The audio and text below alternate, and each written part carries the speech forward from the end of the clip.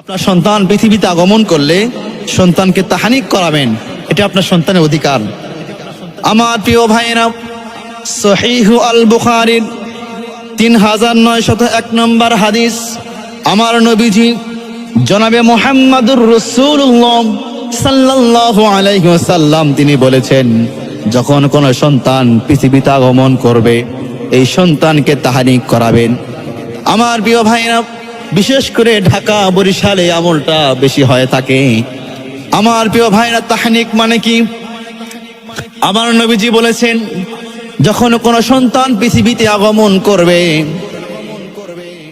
ওই এলাকার বা ওই অঞ্চলের, যখন ওই অঞ্চলের ওই এলাকার ভালো কোনো আলেম যদি থাকে, হক্কানি রব্বানি আলেম, বা মসজিদের কোনো ইমাম বা মসজিদ সাহেব যদি থাকেন বা খতিব থাকেন, তাহলে একটি খেজুর ইমাম সাহেবকে দিবেন, মসজিদ সাহেবকে দিবেন বা খতিবকে দিবেন।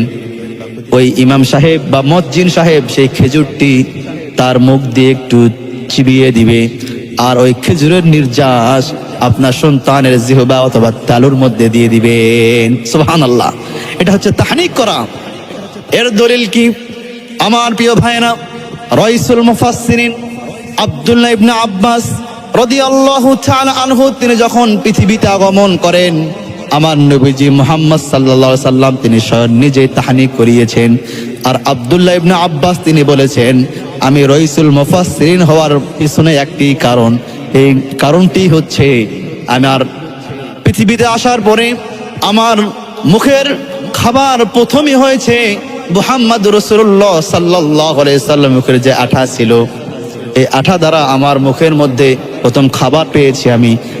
আমার নবীজি আমাকে তাহনিক করিয়েছেন, এই তাহনিকের এত বরকত আমি পেয়েছি। এই তাহনিকের কারণে আল্লাহ পাক আমার মেধা শক্তি খুলে দিয়েছে, আমার মর্যাদাকে বৃদ্ধি করে দিয়েছে, আমার মুখস্থ শক্তি বৃদ্ধি হয়ে গিয়েছে। আমার প্রিয় ভাইয়ের, আপনার সন্তান পৃথিবীতে আগমন করবে, আপনি তাহনিক করাবেন, তাহলে আপনার সন্তানের প্রথম খাবারটি আলেম ওলামাদের বরকতময় খাবার থেকে আপনার সন্তান পৃথিবীতে প্রথম খাবার গ্রহণ করলো।